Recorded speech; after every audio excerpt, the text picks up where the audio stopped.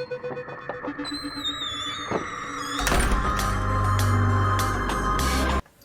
YouTube, it's Nerdcat back with another Nerdtastic Halloween episode. For this episode, I decided to do another recreation of a horror movie monster. The only thing is, I'm not sure how many people have actually seen this movie. I found it completely by accident, but I'm so glad that I did. The movie is Patchwork. Patchwork is a 2015 horror comedy, and it is something special. So like I said, I found it by accident. I was actually looking up different movies that the actors from the Harry Potter franchise were in, and this little gem popped up under our good friend James Phelps, who played Fred Weasley in the series. So I had to see what it was about. So I'm going to real quick throw up this spoiler alert as I go through the plot and some of my thoughts.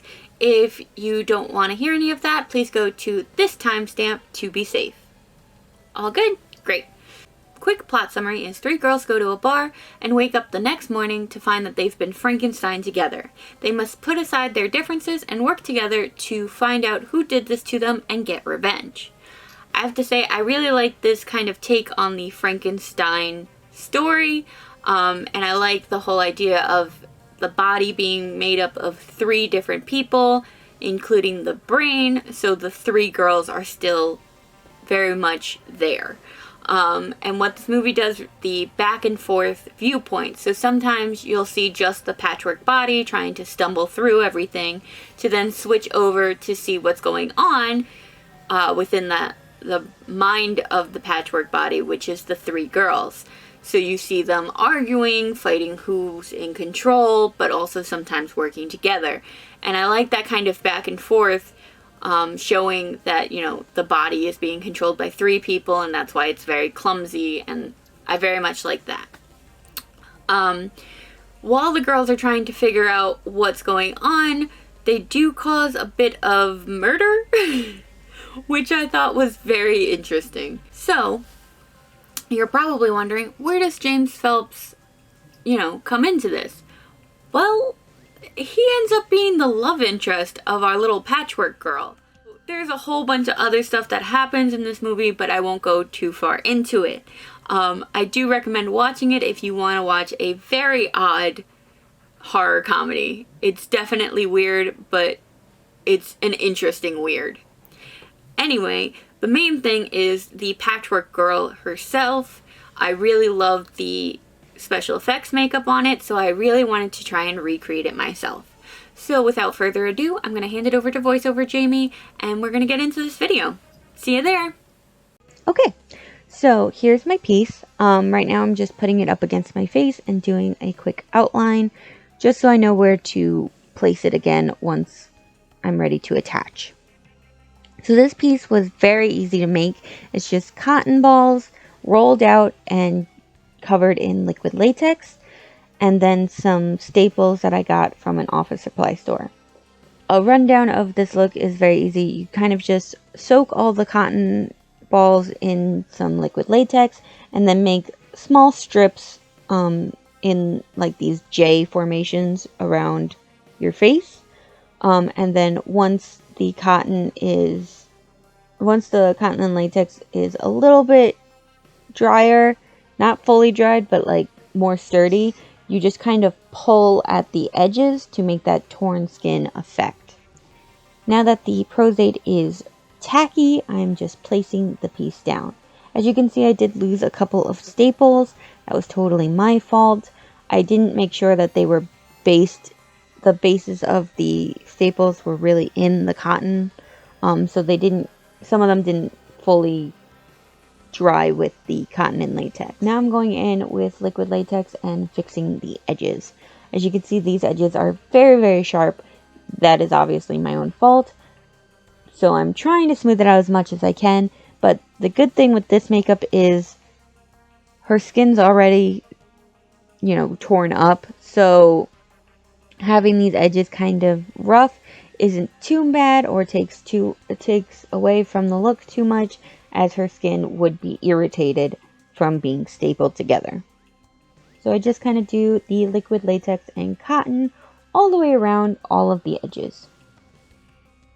And here is the concept art. Her face is obviously different than mine, so The placement of those cheekbone cuts are definitely higher on my face, but I do still think that I did a pretty good job at recreating the look. Now just doing a quick powder of all of the liquid latex. Now going in with a skin-toned water-activated paint. You can use foundation for this look. My foundation was just not working with me, so I used the next best thing that I had, which was the aqua paint. So I mixed up 3 different paler complexions because the 3 girls had slightly different skin tones. So one is slightly pinker, one is a little more yellow, and then one is a little tanner. And so I just did that for all 3 patches.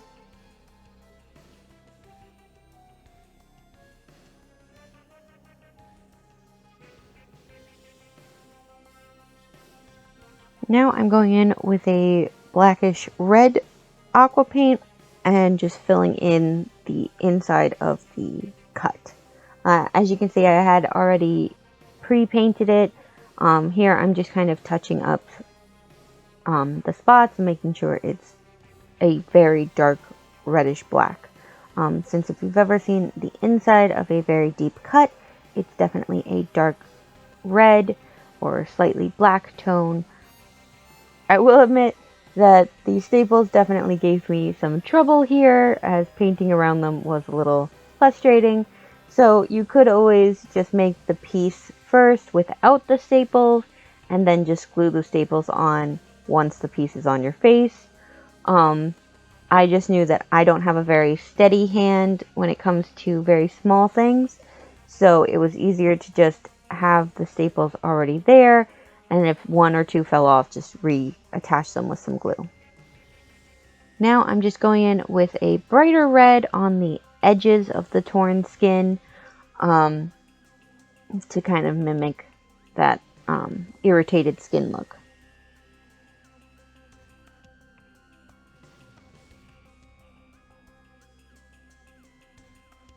Oh, just reattaching the staples I lost again.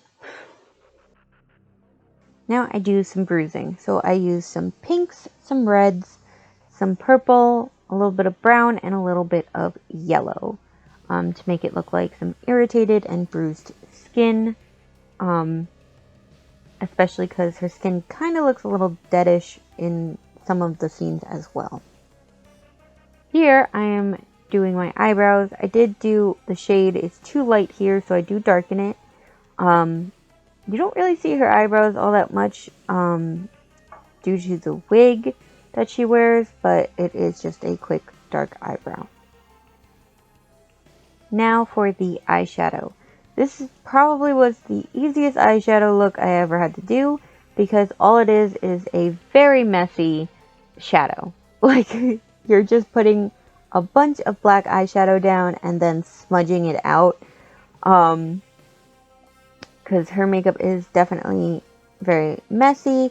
I think it kind of shows to the point that, you know, there are 3 people controlling her, so the makeup is like 3 people put together to try and create something.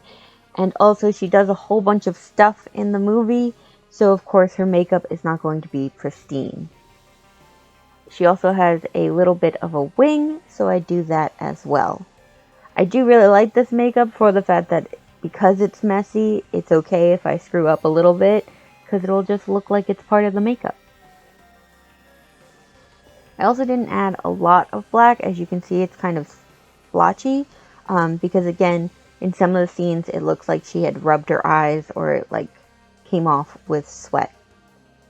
And then of course some mascara.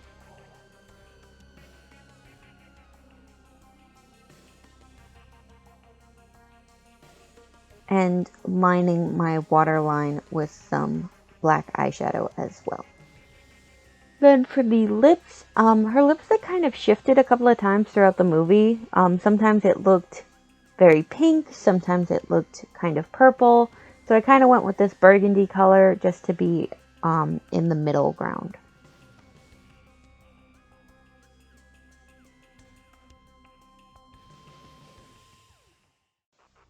And now for some blood. So I go in with a thin layer of stage blood inside the cut, just to make it look more like a realistic wound. And then I do drip some blood down the bottom of the prosthetic.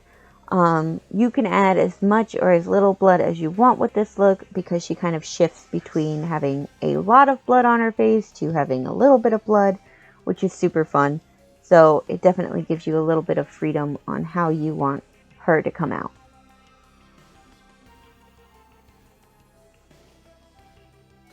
Alright, that's pretty much it. Let's go on to the full reveal.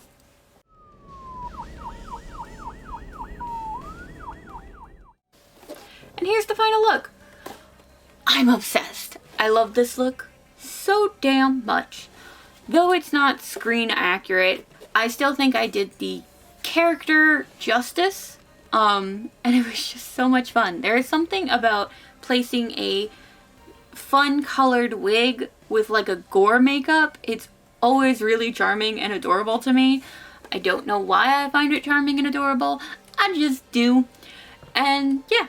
So, though Patchwork was probably the weirdest movie I've ever had the pleasure of watching, I have to say it did give me the perfect character to recreate for this Halloween.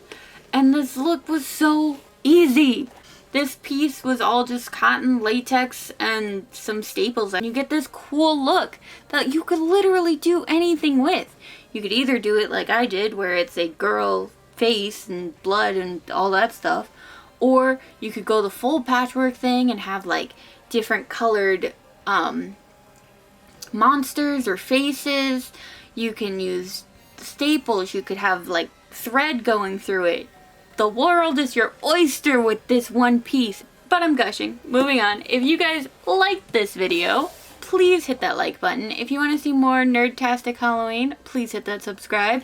And if you're ever so inclined, please leave me a comment. Let me know your thoughts on this look, and if you've ever seen the movie Patchwork. I would love to hear anyone else's thoughts on it, because it was a wild ride.